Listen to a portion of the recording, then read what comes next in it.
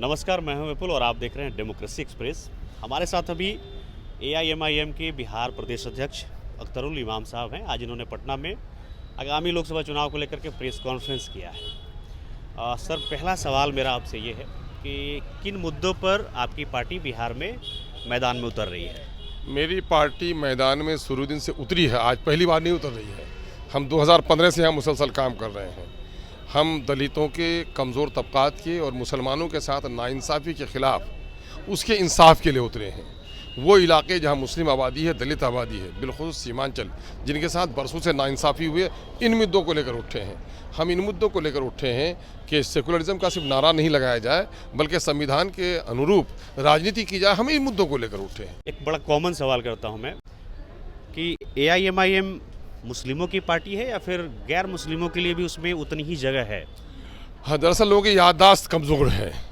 मैंने पिछले भी दिनों में 2020 में जो इलेक्शन लड़ा असम्बली का, उसमें से मैंने 5 गैर मुस्लिम को टिकट दिया, जिसमें दलित परिवार के लोग भी थे। मैं ये सवाल सुनिए, नहीं ठीक, मैं उसमें थे, राजपूत भी थे, उसमें हमारे यादव बिरादरी के लोग भी थे। अगर ये सिर्फ मुस्लिम की पार्टी होती तो फिर क्यों आ जाते वो?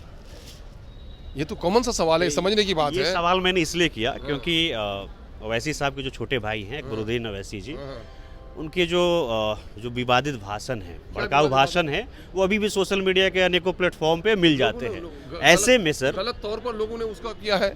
उनको दूसरे लोग जो है उसको एक्सप्लेन कर रहे हैं, बहुत गलत तरीके से कर रहे हैं। क्या विवादित बात कही उसने? अगर कोई विवादित बात कही होती तो कोर्ट से तो पनिश हो जाते, वो कोर्ट से तो फ्री हो गए। वो कोई विवादित बात तो उसने कही नहीं। और इस सच्चाई से कौन इनकार कर सकता है कि देश में जितने भी फसादात होते हैं उसमें समाजी तनाव तो होता है, उसको अगर रंग देती है तो वर्दी वाले रंग देते हैं। यही तो उसने कहा है। और क्या कहा है उसने? बिहार में आप किसको प्रतिद्वंदी मानते हैं, महागठबंधन को या एनडीए को? दोनों तरफ हमारे साथ दोनों एक साथ सलूक कर रहे हैं।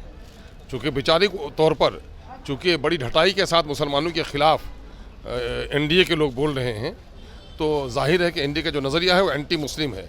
अब पूरे तौर पर उनकी राजनीतिक रोटी ही सिकती है मुसलमानों के खून और उसके लाशों की आग में, है ना। बाबरी मस्जिद तोड़े वो तो 288 में पहुंच गए। गुजरात के दंगा के बाद वो दिल्ली पहुंच गए। तो उनको ये लगता है कि मुसलमानों का खून बहाने से मुझे वोट मिलेगा, है ना। तो वो तो खुलेआम कर दी है। लेकिन दूसरी जो पार्टियाँ हैं वो भी हमारे लिए बहुत मुखलिस नहीं है, लेकिन लेसर इविल के तौर पर, है ना, लेसर इविल के तौर पर लोग महागठबंधन को हमारे वो कर रहे हैं। और उस लेसर इविल से भी अब दिल उब गया है, तो अपने वजूद की तलाश में हम लोग निकले हैं। कितने सीटों पर जीत मिले, क्या उम्मीद कर रहे हैं आप लोग? अब देखिए, हम तो लड़ रहे हैं हारने के लिए, हम लड़ रहे हैं हराने के लिए, हम लड़ रहे हैं जीतने के लिए। जाहिर है कि पिछले बार तो महागठबंधन के लोग लड़े थे, 40 में से एक ही जीत पाए थे। उनसे भी पूछ ले वो कितने में जीतेंगे। हम तो 9 से किए हैं। हम जाहिर है कि 60% ज़्यादा मार्क्स लेके आएंगे। हमारा रहा है रिकॉर्ड। नहीं, सीटें में सीट बताइए। जितनी अरे वही तो कह रहा हूँ ना कि हम अगर लड़ रहे हैं 15 जगह पर, यकीनन है कि 8 जगह पर कामयाब होंगे। चलिए, हमारी शुभकामनाएं सर आपके साथ है। ये थे एमआईएम के बिहार प्रदेश के अध्यक्ष अख्तरुल इमाम साहब जो हमसे बात कर रहे थे।